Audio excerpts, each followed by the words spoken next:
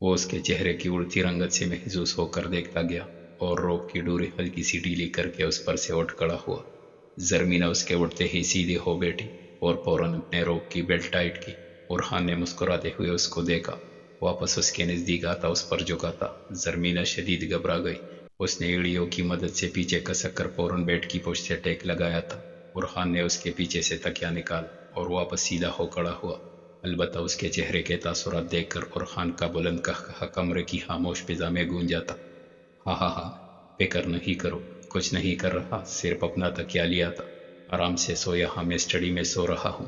البتہ اگر ڈر لگے اکیلے کمرے میں سوتے ہوئے تو I am just one call away, okay sweaty. وہ محبت سے اس کا چہرہ تپ تپا کر اپنا تکیا تھامتا اسٹڈی کی جانب بڑھا تھا۔ اس کے اندر گم ہوتے ہی زرمینہ نے اپنے اندر مقید چیخ، جو بہت دیر سے باہر نکلنے کو بے تاب تھی، وہ ہوا میں خارج کی۔ آہ! اس کی دبی غصے سے بری چیخ کی آواز اورحان نے اپنے پیچھے تک سنی تھی، کیونکہ اس نے اسٹڈی کا دروازہ پورا کھول دیا تھا۔ وہ مسکرایا اور اپنا تکیا کاؤچ پر رکھتا بازو سر کے نیچے رکھ کر سیدھا لیٹ گیا۔ اس کے بیڈ جتنا تو آرام لائق نہیں تھا یہ، مگر ایک دو رات تو کام چلایا جا سکتا تھا۔ اس کی نیند کے خمار سے ہوتی سرخ آنکھوں میں کچھ دیر قبل کے منظر دہرا گئے، جب وہ ایڑیوں کے بل کڑی ہوتی اس کے کان میں بولی تھی۔ اپنے ناخن سے اس کے گردن پر لکیر کھینچا۔ اورحان نے فوراً آنکھیں کھولتے ہوئے گردن کی اسی جگہ پر انگلی پھیری جہاں بھی زخم کی ہلکی سی لکیر موجود تھی۔ وہ مسکراتا ہوا واپس آنکھیں موند گیا۔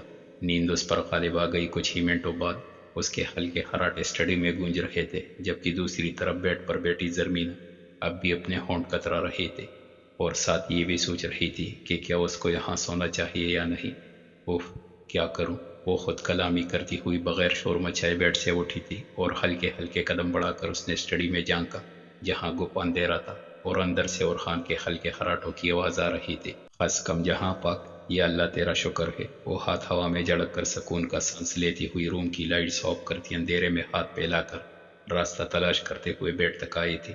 بیڈ پر پہنچ کر اس نے اپنی دوسری سائڈ ٹیبل پر رکھا لیمپ روشن کیا اور بیڈ پر پڑے 3 تکیے اپنے محسوس انداز میں سیٹ کر کے وہ ان کے بیچ آرام سے لیٹ گئی۔ ارادہ تو تھا ابھی ہی آگے کی پلاننگ کرنے کا، پر نرم ملائم بیڈ اوپر سے تکن اور نیند نے اپنا کام دکھایا۔ وہ لیٹے ہی نیند کی وادیوں میں کھو چکی تھی۔ وہ ہمیشہ کی طرح فجر کے وقت بیدار ہوا، اسٹڈی کے کوچ پر اٹھ بیٹھا تھا۔ جسم میں عجیب سا کراہت تھی، شاید پورا وقت ایک ہی کروٹ پر سویا رہا تھا۔ اس وجہ سے انگلیاں چڑھا کر وہ اٹھ کھڑا ہوا اور اپنے کمرے میں چلا آیا۔ بیڈ پر ایک وجود دنیا سے غافل گہری نیند میں پڑا ہوا تھا۔ اورحان جانتا تھا وہ روز فجر کی نماز کے لیے اٹھتی ہے۔ ایک دفعہ اس کا دل چاہا کہ زرمینہ کو اٹھا دے، پر شاید تکن کے سبب وہ خود سوتی رہی ہے۔ آج اس سوچ کو مد نظر رکھتے ہوئے اس نے زرمینہ کو جگانے کا ارادہ ترک کر دیا اور نظر اس کے سوئے ہوئے وجود پر ڈالی۔ سفید تکیے پر چاروں سمت ریشمی بھورے بال بکھرے تھے۔ ان بالوں میں اس کا چہرہ چھپ سا گیا۔ وہ دیکھ نہیں پایا تھا، صرف چمکتا ماتھا نظر آیا جس پر کالی خوبصورت بویں نمایاں تھی۔ آگے بڑھ کر اس نے زرمینہ کے چہرے پر سے بال ہٹانے چاہے، پر اس کی نیند میں خلل پڑنے کا سوچ کر وہ اپنا ارادہ ترک کر گیا۔ کچھ دیر یوں ہی سینے پر بازو باندھے اس کو آنکھوں کے ذریعے دل میں اتارتا رہا۔ پھر اچانک اس کو یاد آیا رات میں وہ اس کو منہ دکھائی دے ہی نہیں سکا تھا۔ فوراً مڑ کر اس نے ڈریسنگ ٹیبل کی تیسری دراز ہلکے سے کھول کر مخمل کا وہ چھوٹا سا گول باکس نکالا اور اس کی طرف والی سائڈ ٹیبل پر وہ ڈبہ رکھ دیا۔ اسی وقت ایک سٹک نوٹ پر کچھ تحریر کر کے اس جگہ جہاں ٹیبل پر وہ باکس رکھا تھا اس کے برابر لگا دیا۔ اس کے بعد وہ اس کے سوئے وجود پر آخری بھرپور نگاہ ڈالتا ڈریسنگ روم کی طرف چل دیا۔ کچھ دیر بعد باہر نکلا تو وضو کی ہوئی تھی اور ہاتھ میں جائے نماز تھامے وہ اسٹڈی کی جانب بڑھا اور نماز ادا کی۔ نماز پڑھنے کے بعد اس نے اپنے ہاتھ دعا کے لیے بلند کر دیے۔ یا اللہ، میں تیرا گناہگار بندہ، تجھ سے جتنا شکر ادا کروں کم ہوگا۔ تو نے میری خوشیاں، میری زندگی مجھے لوٹا دی۔ میرے مالک، اس سے زیادہ کسی اور چیز کا میں طلبگار نہیں ہو سکتا، اور کچھ اس کے بعد کس منہ سے تجھ سے مانگوں۔ بس اتنا ہی کہوں گا کہ مجھ میں ہمت اور حوصلہ دے دے تاکہ میں کسی قسم کی کوئی جلد بازی نہ کروں۔ مزید کوئی دکھ میں نہیں دینا چاہتا اس کو۔ میرے مالک، مجھے معاف کر دے اور مجھ میں سکت دے آگے تک اس کا انتظار کرنے کی۔ آمین۔ دعا مانگ کر اس نے اپنے چہرے پر ہاتھ پھیرا اور جائے نماز طے کرتا اٹھ کھڑا ہوا۔ اس نے واپس اپنے کمرے میں جانے کی کوشش نہیں کی تھی، کیونکہ وہ یہ جانتا تھا کہ اگر وہاں گیا تو یقیناً اس کا دل اکسائے گا اس کو زرمینہ کے پاس جانے کے لیے۔ اس وجہ سے طے کی ہوئی جائے نماز وہ اسٹڈی ٹیبل پر رکھ کر شرٹ اتار کر واپس کوچ پر لیٹ گیا۔ کچھ دیر آنکھیں کھولے اسی کے بارے میں سوچتا رہا، پھر موبائل اٹھا کر ٹائم دیکھتا آنکھیں موند گیا تھا۔ زرمینہ کی آنکھ صبح تقریباً 9 بجے کھلی۔ وہ جاگتی سوتی کیفیت میں چھت کو گورنے لگی۔ کچھ دیر بعد وہ ہڑبڑا کر بیڈ پر سے اٹھ بیٹھی۔ اس نے ارد گرد خوفزدہ نظروں سے انجان کمرے کو دیکھا، پھر اچانک ذہن میں جمع کا ہوا کہ کمرہ اس کا نہیں ارحان کا ہے، اور رات اس کی رخصتی ہو گئی تھی۔ شاید بہت گہری نیند میں سو گئی تھی، اس لیے ابھی کچھ یاد نہیں رہا۔ رات میں پیش آنے والے تمام واقعات اس کی آنکھوں کے سامنے گھوم گئے۔ خفت سے اس کا چہرہ سرخ پڑ گیا۔ اس نے گردن موڑ کر بیڈ دیکھا، ہر ایک تکیہ بالکل ویسے ہی سیٹ تھا جیسے اس نے رات سونے سے پہلے کیا تھا۔ اس کا مطلب ارحان اس کے نزدیک نہیں آیا۔ وہ سکون کا سانس لیتی بیڈ سے اٹھی اور سائڈ ٹیبل پر پڑا اپنا موبائل اٹھا کر ٹائم دیکھا۔ 9:30 ہو رہے تھے۔ ساتھ ساتھ پلوشا کے میسیجز بھی آئے ہوئے تھے۔ وہ مسکرا دی، ہائے میری فجر کی نماز قضا ہو گئی، اتنی دیر تک نان سٹاپ سوتی رہی میں۔ اور پلوشا بیوی، ابھی تو تم ملو، تمہیں اور تڑپاؤں گی میں کمینی، ایسے بھی ہودہ کپڑے پیک کیے۔ اس نے خود پر حیرت کر کے ساتھ ساتھ پلوشا کے متعلق سوچا اور موبائل واپس سائڈ ٹیبل پر رکھ دیا۔ اسی دوران سائڈ ٹیبل پر لگے اسٹیک نوٹ اور چھوٹے پرپل باکس پر اس کی نظر پڑی تھی۔ وہ فوراً دونوں چیزوں کو تامتی ہوئی اٹھی اور گلاس وال کے پاس آ کر پردہ تھوڑا سا سرکایا تاکہ روشنی اندر آئے اور وہ نوٹ پر لکھی تحریر پڑھ سکے۔ This is a gift for you in the memory of our first night. I want to see you wearing it in morning. Otherwise, you know me very well, sweetie. زرمینہ نے وہ تحریر پڑھ کر دانت پیسے اور فوراً نوٹ مٹھی میں بھینچ لیا۔ اس کے بعد اس نے وہ مخمل کا باکس کھولا۔ صبح کی تازہ دھوپ کی کرن باکس پر پڑی۔ وہ اندر سجی انگوٹھی کو دیکھ کر مسمریز ہو گئی تھی۔ واہ! بے ساختہ اس کے لبوں سے نکلا۔ انگوٹھی تاج کی شکل کی تھی جس کے بیچ میں ایک بڑا سا ہیرا جگمگا رہا تھا، اور اس سے اوپر ایک اور قدرے چھوٹا ہیرا، باقی پورے تاج پر ہیرے جڑے ہوئے تھے۔ ماننا پڑے گا پسند بہت اچھی ہے ان کی، یہ اتنی خوبصورت نہیں ہوتی نا، تو میں بھی کبھی نہیں پہنتی، ڈرتی توڑی ہوں میں کسی سے۔ اس نے باکس سے رنگ نکالی اور الٹے ہاتھ کی رنگ فنگر میں پہن لی۔ اپنا دودھیا میرون نیل پالش سے سجے ناخنوں والے ہاتھ کو اس نے سیدھا کر کے دیکھا۔ یہ میرے ہاتھ میں اور بھی زیادہ اچھی لگ رہی ہے۔ وہ مسکراتی ہوئی ہاتھ دیکھتے ڈریسنگ ٹیبل کے پاس واپس آئی، رنگ کا باکس اور مڑا ہوا نوٹ رکھ کر اپنا خلیہ آئینے میں دیکھا۔ سامنے سے پورا روپ کھل چکا تھا۔ کانوں کو ہاتھ لگاتے ہوئے اس نے واپس روپ کس کر باندھا اور ہلکے قدم اٹھاتے ہوئے وہ اسٹڈی کے دروازے تک پہنچی تھی۔ وہاں ہی کڑے کڑے وہ چپ کر اس نے کوچ پر سوتے وجود کو دیکھا جس کی چلتی سانسوں کی آواز اس کو خود تک آتی سنائی دی۔ وہ الٹا کوچ پر لیٹا بے خبر سو رہا تھا۔ اونچا کوچ ہونے کے باعث بس وہ اس کا نیچے لٹکتا ٹائٹینیم کی بلیک رنگ والا ہاتھ دیکھ سکی تھی۔ زرمینہ کا دل چاہا ابھی جا کر اس کی پرسکون نیند برباد کر دے اور اس کے لٹکے ہوئے ہاتھ کو جھنجھوڑ کر رکھ دے، پر اس وقت وہ ایسا کچھ کرنے کی پوزیشن میں نہیں تھی۔ ابھی اس کو اسی روم میں تیار ہونا تھا۔ اگر وہ اٹھ جاتا تو اس پر ہی عذاب بنتا، پر دماغ نے فوراً پلان بنایا۔ وہ واپس وہاں سے مڑی، لبوں پر شیطانی مسکراہٹ رقص کر رہی تھی۔ بیڈ صحیح کر کے اس نے ڈریسنگ روم میں قدم رکھا، الماری کھولے۔ اب وہ اس سوچ میں تھی کہ کیا پہنے، ساری ہی ڈریسز بہت زیادہ کام والے اور بھاری لگے اس کو۔ ایسے صرف چند ایک ڈریس تھے جو کلر لائٹ ہونے کے سبب تھوڑے نارمل لگ رہے تھے۔ اس نے لائٹ پرپل رنگ کا سلک کا ڈریس نکالا اور اس کو سینیٹری ٹیبل پر رکھتی نہانے چل دی۔ نہا کر کپڑے چینج کیے اور ہیئر ڈرائر سے بال خشک کرنے کے بعد وہ باتھ روم اور ڈریسنگ روم سمیٹ کر اپنے سوٹ کیس میں سے اسٹریٹنر نکال کر روم میں واپس آ گئی۔ وہ اب تک سویا ہوا تھا۔ اس نے آرام سے ڈریسنگ ٹیبل کی جانب قدم بڑھائے اور تیار ہونے لگی۔ بال اسٹریٹ کرنے اور بہت ہلکے سے میک اپ کے بعد اس نے اپنا پرفیوم، جو خوش قسمتی سے پلوشا نے اس کے سوٹ کیس میں ڈال دیا تھا، وہ خود پر ڈھیر سارا اسپرے کیا۔ کانوں میں چھوٹے جھمکے ڈال کر وہ اپنا موبائل اٹھاتی اسٹڈی کی جانب بڑھی۔ بڑے مزے سے وہ جو چٹکی نوچ کر اس کو جگانے آئی تھی، اس کی چوڑی شارٹ لیس پشت کوچ پر پوری پیلی دیکھ کر بوکھلاہٹ کا شکار ہو گئی۔ کیا کروں، نوچوں یا چھوڑ دوں؟ نہیں، نوچ لینا چاہیے، گہری نیند میں سو رہے ہیں، جب تک جاگیں گے میں بھاگ چکی ہوں گی۔ لیکن 1 منٹ چیک کر لیتی ہوں، واقعی سو رہے ہیں یا ڈرامہ کر رہے ہیں؟ ڈرامے باز۔ اس نے منہ بسورا اور کچھ آگے ہو کر ارحان کا چہرہ دیکھنا چاہا جو تکیے میں چھپا ہوا تھا۔ سوائے اس کے کان اور ایک بند آنکھیں وہ کچھ اور نہیں دیکھ سکی۔ یہ دیکھ کر وہ یہی اندازہ کر پائی کہ وہ اب بھی سو رہا ہے، پر ارحان تب ہی جاگ چکا تھا جب اس کی پرفیوم کی مہک اس کے 4 سو پھیلی تھی، پر بس اس کے سامنے سوتا بنا رہا دیکھنا چاہتا تھا کہ وہ کیا کرتی ہے۔ زرمینہ اس کے نیند میں ہونے کی تصدیق کرنے کے بعد فخر سے اپنے لمبے نکیلے ناخن دیکھتی اس کی کمر کی جانب ہاتھ بڑھا گئی، پر اس سے پہلے ہی اس کی کلائی ارحان کی مضبوط گرپ میں تھی۔ آئی۔ اس نے زبان دانتوں تلے دبا کر مقابل اس کی ورزشی پشت اور پھر اس کے مردانہ ہاتھ کو دیکھا جن کی رگیں نمایاں ہو رہی تھی۔ اس کا ہاتھ پکڑنے کے لیے اور خان نے مڑنے تک کی زحمت نہیں کی۔ میری جان، ایک ایماندار پولیس والے کی بیوی ہو تم، جس کی دو آگے آنکھیں ہیں اور دو پیچھے، تاکہ کوئی بھی مجرم ہاتھ سے نہ جانے پائے۔ اس کی باری نیند کے خمار سے بجھی آواز ٹڑی میں گونجی۔ زرمینہ کا ہاتھ ہنوز اس کی گرپ میں تھا۔ میں مجرم نہیں ہوں، چھوڑے میرا ہاتھ۔ وہ اپنی بوکھلاہٹ پر قابو پانے کی کوشش کرتی تیز آواز میں بولی اور خان ہلکا سا ہنسا۔ مجرم نہیں ہوں، اور آئی تو کسی واردات کی نیت سے ہی تھی نا، کیا کرنے آئی تھی؟ وہ استہزائی انداز میں بولا۔ اچانک اس نے زرمینہ کے اپنی گرپ میں مکیل ہاتھ کی انگلی میں وہ انگوٹھی محسوس کی جو رات سرحا نے رکھایا تھا۔ اس کے فوراً وہ سیدھا ہوتا کوچ پر اٹھ بیٹھا۔ ہاتھ اب اس کی آنکھوں کے سامنے تھا۔ زرمینہ بوکھلا کر ذرا پیچھے ہوئی۔ تم نے پہن لی یہ؟ وہ بے یقینی سے اس کی انگلی میں انگوٹھی دیکھ رہا تھا۔ زرمینہ کو کچھ عجیب محسوس ہونے لگا۔ اس کے ہاتھ میں مقید اپنے ہاتھ کو کھینچنے کی کوشش میں لگی رہی، جبکہ دوسری طرف فرحان بے یقینی کی کیفیت میں مبتلا اس کا خوبصورت ہاتھ دیکھتا گیا۔ اس کو اپنا دیا ہوا نیکلس یاد آیا جو زرمینہ نے ایک بار بھی نہیں پہنی۔ اتنی گہری دھمکی کے باوجود بھی اس کو ہرگز یہ امید نہیں تھی کہ وہ رنگ اتنی آرام سے پہن لے گی۔ ہاں پیاری تھی، تبھی پہن لی میں نے۔ اب ہاتھ چھوڑے میرا، مجھے نیچے جانا ہے، چھوڑے میرا ہاتھ۔ فرحان نے اس کی بات نظر انداز کرتے ہوئے اس دورانیے میں پہلی بار سر اٹھا کر محبت پاش نظروں سے اس کو دیکھا۔ زرمینہ کو اپنے ارد گرد خطرے کی گھنٹیاں بجتی سنائی دی۔ اس کا اور خان کی مخمور سرخ ڈوریوں والی آنکھوں میں مزید دیکھنا محال ہو گیا تھا۔ وہ فوراً پلکیں جھکا گئی۔ فرار کی کوششیں اب دب توڑتی جا رہی تھی۔ کچھ دیر اس کو یوں ہی دیکھنے کے بعد اور خان نے واپس اپنی نظریں اس کے ہاتھ پر مرکوز کر کے بے ساختہ ہاتھ کی پشت کو لبوں سے چھو لیا۔ محبت کی پہلی مہر زرمینہ کے وجود پر لگائی جا چکی تھی آج۔ اس کے ہونٹوں کی سرسراہٹ، داڑھی کے چپتے بال زرمینہ کے اوسان خطا کر گئے۔ Thank you so much my life.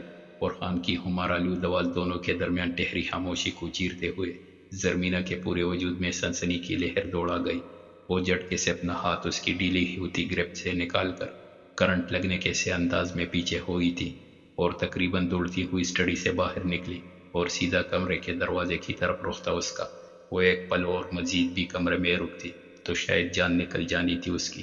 کمرے سے باہر آ کر وہ راہداری میں ہی ستون کا سہارا لیے اپنا سانس بحال کرنے لگی جو بری طرح سے الجھ رہی تھی، جبکہ اسٹڈی میں بیٹھا اور خان خود ششدر رہ گیا اپنی حرکت پر۔ لیکن کچھ دیر بعد ہی لبوں پر محظوظ کن مسکراہٹ تھی اس کے۔ وہ کوچ سے اٹھتا فریش ہونے چل دیا۔ زرمینہ نیچے آئی تو سبھی گھر والے اٹھ چکے تھے۔ وہ سب کو سلام کرتی ان کے ساتھ ہی بیٹھ گئی۔ صوفیہ بابی بالکل برابر صوفے پر بیٹھی تھی۔ انہوں نے اس کے کان میں سرگوشی کی۔ دیور جی نے کیا منہ دکھائی میں دیا آپ کو دیورانی جی؟ صوفیہ نے شرارتی انداز میں اس سے سوال کیا۔ زرمینہ نے کچھ حیران ہو کر ان کی بات سنی، پھر خود بھی سرگوشی نما آواز میں ان سے بولی، منہ دکھائی وہ کیا ہوتا ہے؟ وہ معصومیت سے صوفیہ کا چہرہ تکنے لگی۔ صوفیہ کا دل چاہا اپنا سر پیٹ لے۔ ارے معصوم، جو فرسٹ نائٹ کا گفٹ ہوتا ہے وہ اس کی بات کر رہی ہوں، کیا دیا؟ ان کی بات سن کر زرمینہ کا چہرہ لال انگارا ہو گیا۔ کچھ دیر پہلے ہونے والا منظر واپس اس کو یاد آ گیا۔ اپنی کیفیت پر کنٹرول کرتے ہوئے اس نے اپنی رنگ والا ہاتھ ان کے سامنے کیا تھا۔ صوفیہ اس کی خوبصورت انگلی میں وہ انگوٹھی سراہتی نظروں سے دیکھنے لگی۔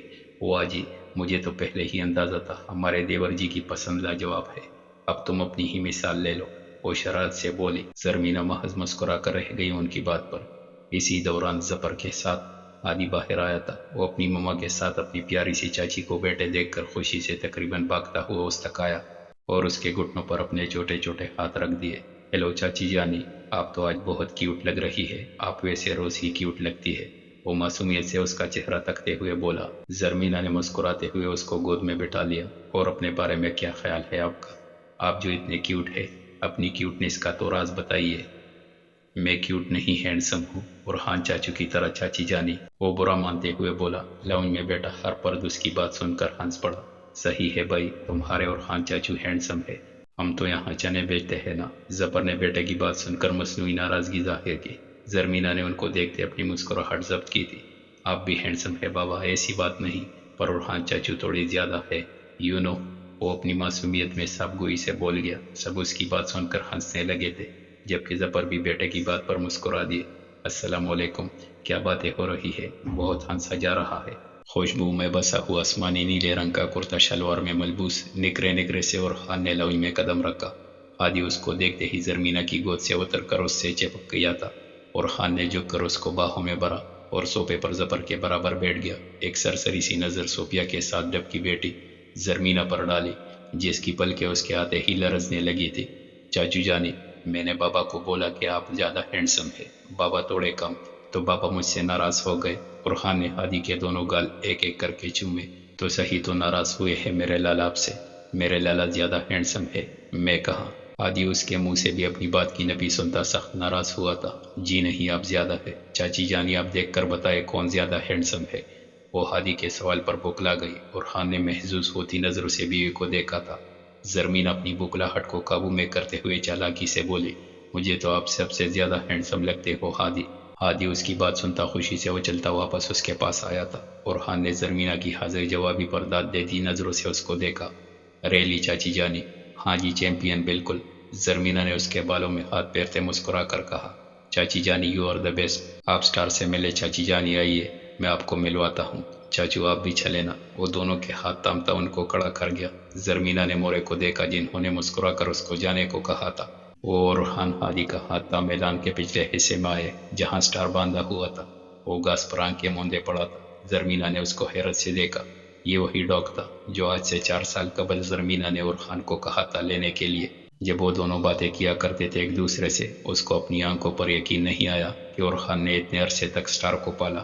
یہ تو، اس نے ہادی کا ہاتھ چھوڑ کر سٹار کی جانب قدم بڑھائے، ہاں وہی ہے، اپنی اولاد کی طرح پالا ہے میں نے اس کو تمہارے بعد۔ لندن بھی گیا تھا میرے ساتھ رہنے۔ اور خان نے مسکرا کر اس کو اور سٹار کو دیکھا، کیونکہ وہ 2 دن سے اپنی مصروفیات کے باعث اس کو واک پر نہیں لے جا سکا تھا۔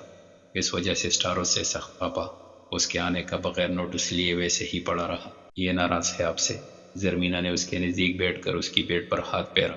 سٹار ویسے ہی پڑے پڑے اپنی دم ہلانے لگا اور خان ہادی کے ساتھ اس کے برابر بیٹھ گیا۔ ہاں بزی تھا تو باہر نہیں لے جا سکا، اس کو تبھی ناراض ہے۔ اور خان نے اس کے سر پر ہاتھ پھیرا۔ وہ گھوم کر اس کی طرف سے منہ موڑ گیا۔ او چاچو، یہ بہت ناراض ہے آپ سے۔ اور خان نے مسکرا کر اس کو دیکھا اور کھڑا ہوا۔ اچھا واک پر کون جانا چاہتا ہے؟ اس کی آواز سنتے سٹار فوراً خوشی سے کھڑا ہوتے اس کی طرف بڑھا۔ ہاں ہاں ہاں دیکھا۔ اور خان نے کہا لگاتے ہوئے ہادی کو دیکھا۔ زرمینہ نے گھاس پر بیٹھے ہوئے سر اٹھا کر ہنستے ہوئے اور خان کو دیکھا جس کے چہرے پر دھوپ پڑ رہی تھی۔ وہ ہنستا ہوا اس کو نہایت پیارا لگا۔ وہ فوراً اپنی نظریں پھیر کر کھڑی ہو گئی۔ چل رہی ہو تم؟ اور خان نے سٹار کی لیشتا میں ہادی کو گود میں اٹھا کر زرمینہ سے پوچھا۔ کہاں؟ واک پر۔ نہیں لے کر گیا تو مزید برا مان جائے گا یہ، وہ سٹار کو دیکھ کر بولا۔ زرمینہ سرس بات میں ہلاتی ہوئی اس کے ہم قدم ہو گئی۔ انہوں نے مین گیٹ سے باہر قدم نکالا ہی تھا کہ برہان، زہرہ بیگم اور پلوشہ کار میں ادھر ہی پہنچے تھے۔ ارے بھائی، وہ فوراً واپس گھر میں مڑی اور خان نے بھی مسکرا کر واپس کار پورچ میں قدم رکھا جہاں زرمینہ برہان اور زہرہ کے گلے لگی ان سے مل رہی تھی۔ رات کی ساری ناراضگی ہوا ہو گئی۔ ارے میری دوست، وہ اداس کھڑی پلوشہ کو دیکھ کر اس کی جانب بے ساختہ بڑھی، لیکن پھر اچانک اس کو یاد آئی کل والی بات۔ وہ صرف اس سے ہاتھ ملا کر سائٹ پر ہو گئی۔ پلوشہ نے آنسو ضبط کرتے اس کو دیکھا۔ برہان ان سب سے مل کر 10 منٹ بعد اندر آنے کا کہہ کر سٹار اور ہادی کے ساتھ باہر آ گیا۔ وہ سب اندر آ گئے تھے اور زرمینہ کی فیملی کا لایا ہوا ناشتہ ملازم سے کہہ کر ٹیبل پر سیٹ کروایا تھا۔ پھر برہان اور ہادی کے آ جانے کے بعد ان سب نے ناشتہ کیا۔ اس کے بعد ڈرائنگ روم میں بیٹھے وہ لوگ چائے پینے لگے۔ بابی بیگم، ہم زرمینہ کو اپنے ساتھ لے کر جانا چاہ رہے ہیں اگر آپ کی اجازت ہو۔ ارے بابی، یہ کوئی پوچھنے والی بات ہوئی بھلا؟ آپ کی بیٹی ہے، ضرور لے کر جائیے، مورے نے مسکرا کر ان کو جواب دیا۔ زرمینہ ان سب سے اجازت لیتی اوپر روم میں چلی آئی، موبائل اور بیگ ساتھ لینے کے لیے۔ پلوشہ بھی اس کے پیچھے پیچھے چلی آئی تھی۔ مینے یار پلیز اب بس کر دو نا، میں پرامس کر رہی ہوں، مجھے خود کچھ نہیں پتا تھا۔ آنٹی نے مجھے کہا کہ ایک سوٹ کیس تیار کر دو جس میں کچھ ضرورت کی چیزیں ہوں تمہاری۔ میں نے ان سے پوچھا بھی لیکن انہوں نے مجھے کچھ بتایا ہی نہیں۔ زرمینہ نے مڑ کر اس کو دیکھا اور واپس نظریں پھیرتی اپنے بال کنگھی کرنے لگی۔ زرمینہ سن لو پلیز بھائی، پلوشہ اس کے پاس آ کر اس کا بازو جھنجھوڑتے ہوئے بولی۔ زرمینہ نے اس کو جھڑک کر خود سے دور کیا۔ تم سوٹ کیس والی بات بھی تو مجھے بتا سکتی تھی نا۔ ارے میری ماں، آنٹی نے مجھے منع کیا تھا کہ تمہیں کچھ نہیں بتاؤں، اب معاف کر دو نا پلیز۔ وہ مسکین شکل بنا کر اس کو دیکھنے لگی۔ زرمینہ نے برش ڈریسنگ ٹیبل پر پھینک کر اس کو گلے سے لگایا۔ پتا ہے میں تمہاری وجہ سے کل کتنا روئی ہوں، ایسے اگنور کیا کل تم نے مجھے، میرا دل ہی ٹوٹ گیا تھا۔ پلوشہ اس کے کندھے پر سر رکھ کے بولی۔ زرمینہ نے مسکراتے ہوئے اس کے بازو پر چونٹی نوچی آہ یہ کیا کیا کمینی، پلوشہ اس سے دور ہوتی ہوئی چلا اٹھی۔ پاگل انسان، کل کس قسم کے کپڑے پیک کر دیے تھے تم نے؟ ایسے بھی خدا نائٹ ڈریس دوسرا والا نہیں کر سکتی تھی۔ اس نے پلوشہ کو بیڈ پر دھکا دیا، جو آنکھوں میں شرارت لیے اسی کو ہی دیکھ رہی تھی۔ پھر تم نے روب کے ساتھ پہنا ہو یا روب کے بغیر؟ زرمینہ اس کا بے شرمانہ سوال سن کر تکیہ اٹھایا اس کو مارنے لگی۔ بے شرم، بے حیا، شرم نہیں آتی تجھے ایسی باتیں کرتے؟ زرمینہ مسلسل اس کو تکیہ مار رہی تھی، جبکہ پلوشہ بیڈ پر پڑی دری ہوئی ہنسے جا رہی تھی۔ اسی دوران اورحان کمرے کا دروازہ ہلکا سا کٹکھٹا کر اندر داخل ہوا، اور وہ دونوں اپنی لڑائی میں اس کے آنے کا اندازہ کر ہی نہیں پائے تھے۔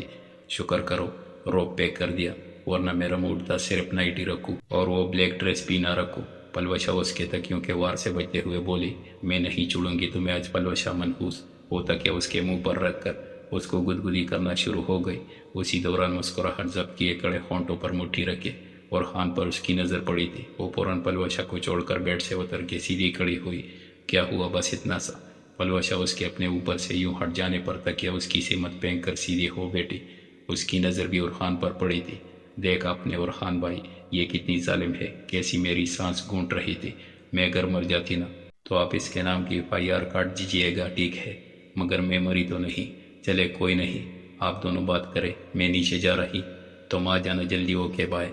پلوشہ ڈیٹو کی طرح بولتے ہوئے زرمینہ کو آنکھ مار کر کمرے سے باہر نکل آئی۔ زرمینہ بھی اس کے پیچھے پیچھے ہی بھاگی تھی کہ اورحان نے اس کا بازو پکڑ کر واپس اس کو اپنے سامنے کھڑا کیا۔ صرف ایک بلیک ڈریس سوٹ کیس میں رکھ دینے پر اتنا ظلم؟ اورحان اس کے چہرے کو نظروں کے حصار میں لیتے ہوئے بولا، آپ کو اس سے کیا؟ میری دوست ہے، میں جو بھی کروں۔ وہ بدلحاظی سے بولتی ہوئی اس کے برابر سے نکلی۔ اورحان نے مڑ کر اس سے سوال کیا، رات میں کتنے بجے لینے آؤں آپ کو بیگم؟ زرمینہ اس کی آواز سن کر رکی۔ لینے ہی نہیں آئیے گا، کتنے بجے لینے آؤں؟ وہ منہ بنا کر اس کی نقل اتارتے ہوئے کمرے سے باہر نکلی۔ اورحان مسکراتا بیڈ پر پڑا اس کا بیگ اٹھا کر اس کے پیچھے چل دیا۔ ہاں بھائی، کیا بنا تمہارا؟ چہرہ دیکھ کر تو یہ لگ رہا ہے کہ بھابھی مان گئی۔ زرمینہ کے اپنے گھر چلے جانے کے بعد اورحان ابتسام کے ساتھ اپنے CVU والے ہٹ میں بیٹھا تھا۔ مانی تو نہیں ہے، لیکن مان جائے گی کچھ دنوں میں۔ تو اب میری چھوڑ، اپنا بتا کیا سین ہے؟ یہ اب بھی مسکین ہی ہے۔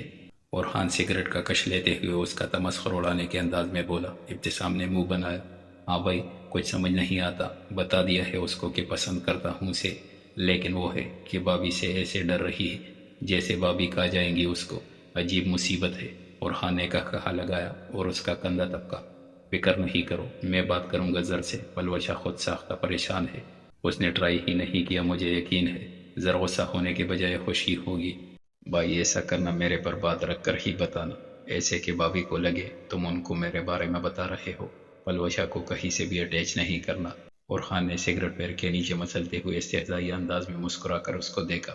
ہاں ابتسام، مجھے مت سکھاؤ، مجھے پتا ہے کس سے کیا بات کرنی ہے۔ خیر چھوڑو، یہ بتاؤ عائشہ کی رخصتی کی تیاری ہو گئی؟ بس ایک ہفتہ ہے اب۔ ہاں یار، ہو تو گئی ہے، پر عجیب دل بوجھل سا ہو جاتا ہے اس کو خود سے دور کرنے کا سوچ کر۔ ابتسام نے اداسی سے اپنا سر جھکا لیا۔ اورحان اس کی کیفیت سمجھ سکتا تھا۔ عائشہ اس کو بھی بہنوں کی طرح عزیز تھی۔ کچھ نہیں ہوتا یار، بہنیں تو ہوتی ہی امانت ہے، تم فکر نہ کرو، برہان ہمیشہ خیال رکھے گا اس کا، محبت کرتا ہے وہ اس سے۔ اورحان نے اس کو تسلی دی۔ ابتسام ہولے سے مسکرا دیا۔ انشاءاللہ ایسا ہی ہوگا۔ چل اب اٹھ، کچھ کھانے پینے چلتے ہیں، بھوک لگ رہی ہے۔ پر مجھے نہیں لگ رہی، بیٹا رہ یہاں، ابھی ناشتہ کر کے آیا ہوں، شام میں اپنے سسرال جاؤں گا، وہاں ہی کھاؤں گا اب۔ اورحان کرسی پر پھیل کر بیٹھ گیا۔ ابتسام نے اس کو چڑھ کر دیکھا۔ صحیح ہے بیٹا، تم کرو یہ سنگل لوگوں کی بددعائیں لو ایسی باتیں کر کے۔ ابتسام اس کو دہائیاں دیتا ہوا اٹھ کھڑا ہوا۔ اورحان اس کو جا کا ہاتھ سے اشارہ کرتے ناک پر سے مکھی اڑا گیا۔ یار اتنے تو اچھے ہیں اورحان بھائی، تمہیں آخر مسئلہ کیا ہے ان سے؟ مجھے تو یہ سمجھ نہیں آتا۔ زرمینہ جب سے گھر آئی تھی، دوپہر کا کھانا سب کے ساتھ کھانے کے بعد اب وہ دونوں کمرے میں بیٹھی تھی، اور پلوشہ کا اورحان نامہ بند ہونے ہی نہیں آیا۔ تب سے اس کے دماغ میں درد ہونے لگا، ایک جیسی باتیں بار بار سن کر۔ کچھ بولو نا منہ سے کہ کیا مسئلہ ہے، بھی ایسے ایکٹ کر رہی ہو جیسے کوئی صلح نہیں ہوئی تم دونوں کے درمیان۔ پلوشہ کی بات سن کر زرمینہ نے تلخی سے مسکرا کر اس کو دیکھا۔ البتہ اب بھی کچھ نہیں بولی تھی۔ یار مینے تو مندی تو نہیں ہو، تمہیں ان کی آنکھوں میں اپنے لیے محبت نظر نہیں آتی کیا؟ بولو بھی کچھ اب۔ پلوشہ نے اس کو کندھوں سے پکڑ کر جھنجھوڑا۔ زرمینہ اس کے ہاتھ خود سے دور جھڑک کر ہذیانی کیفیت میں بیڈ سے اتر کر کھڑی ہوئی۔ کوئی محبت نہیں، مکر ہے یہ، صرف مکر۔ اداکاری کرنے کی ان کی تو عادت ہو گئی ہے، اور اتنی خوب اداکاری کرتے ہیں وہ کہ ہر کوئی متاثر ہو جاتا ہے ان سے بہت آسانی سے، مگر میں ان کے اصل چہرے سے بہت اچھی طرح واقف ہوں۔ پلوشا نے چونک کر اس کو دیکھا جس کا لہجہ بے انتہا تلخ تھا اس وقت۔ کیا مطلب؟ مطلب یہ کہ تمہارے اچھے نیک اور محبت کرنے والے اورخان بھائی جو ہے نا، انہوں نے مجھے اغوا کیا تھا۔ تو تم جانتی ہو کہ میں نے شادی سے ہاں کیوں کی ہے؟ کیونکہ انہوں نے مجھے میری عزت کی دھمکی دی تھی، کہا تھا کہ اگر میں ان سے شادی نہیں کرتی ہوں تو وہ بغیر نکاح کے میرے ساتھ۔ اس کے بعد اس سے وہ سب یاد کر کے مزید کچھ بولا نہیں گیا، وہ وہاں ہی بیٹھتی چلی گئی۔ پلوشا نے غیر یقینی کے پیٹ میں پٹی پٹی نظروں سے اس کو دیکھا اور اس کے پاس زمین پر آ کر بیٹھ گئی۔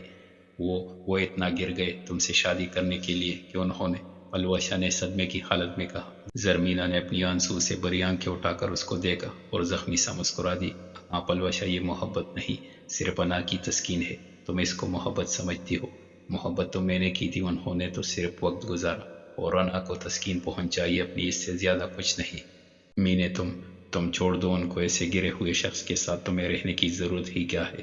یا میرے خدایا، میں سمجھتی رہی کہ تم دونوں کے درمیان سب ٹھیک ہو گیا ہے، جو پہلے بات تھی وہ بھی کلیئر ہو گئی، مگر اصل وجہ یہ تھی تمہارے ان سے شادی پر ہاں کرنے کی۔ میں کیسے اس طرح چھوڑ دوں پلوشا؟ جب تک میں ان کی زندگی تنگ نہیں کر دوں گی ان پر، مجھے سکون نہیں ملے گا۔ اور کوئی پرانی بات اس شخص نے کلیئر نہیں کی، وہ تو مانتا تک نہیں ہے، اور جو مانتا ہی نہ ہو وہ بلا کلیئر کیوں کرے گا؟ پلوشا میں مزید ہمت نہیں تھی اس کو اور کچھ کہنے کی، وہ چپ چاپ اس کو گلے سے لگا گئی۔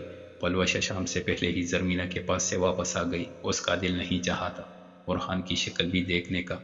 گھر آ کر وہ اپنے کمرے میں بند ہو گئی تھی اپنی دوست کا دکھ سن کر۔ اصل میں اب وہ بے انتہا ڈسٹرب تھی، اوپر سے ابتسام الگ اس کو تنگ کر رہا تھا، بار بار کالز اور میسیجز کر کے۔ کال پک کرو پلوشا، نہیں تو۔ ابتسام کا یہ میسیج پڑھ کر پلوشا کے تن بدن میں آگ لگ گئی۔ فوراً اس نے ابتسام کی کال اٹھائی۔ نہیں تو کیا؟ ہاں، اپنے اس دوست کی طرح مجھے اغوا کریں گے، زبردستی کریں گے میرے ساتھ؟ ہاں۔ وہ کال اٹھاتے ہی اس پر برس پڑی۔ ابتسام کو اس کا ایک لفظ سمجھ نہیں آیا۔ ارے نہیں تو میں کال کرتا رہوں گا، کیا ہو گیا؟ کس سے لڑائی کرائی ہو؟ اتنا غصہ کیوں ہو؟ اور کس دوست کی بات کر رہی ہو؟ ابتسام نے تحمل سے کہا۔ پلوشا کو مزید آگ لگی اس کے انجان بننے سے۔ آپ کو نہیں پتا کس نے اغوا کیا تھا، کس کو، اور کون سا دوست ہے وہ آپ کا؟ ہاں۔ وہ ایک لفظ چبا چبا کر بولی۔ ابتسام کو کچھ حیرت ہوئی تھی بلا وجہ اس کے اس قدر شدید رد عمل پر۔ کس کی بات کر رہی ہو پلوشا؟ سیدھی طرح بتاؤ۔ اس کی سنجیدہ آواز پلوشا کے کانوں میں گونجی۔ پلوشا نے سارا واقعہ اس کو بتایا تھا۔ نہیں، ناممکن ہے، یہ ایسا ہو ہی نہیں سکتا، ابتسام نے بے یقینی سے کہا۔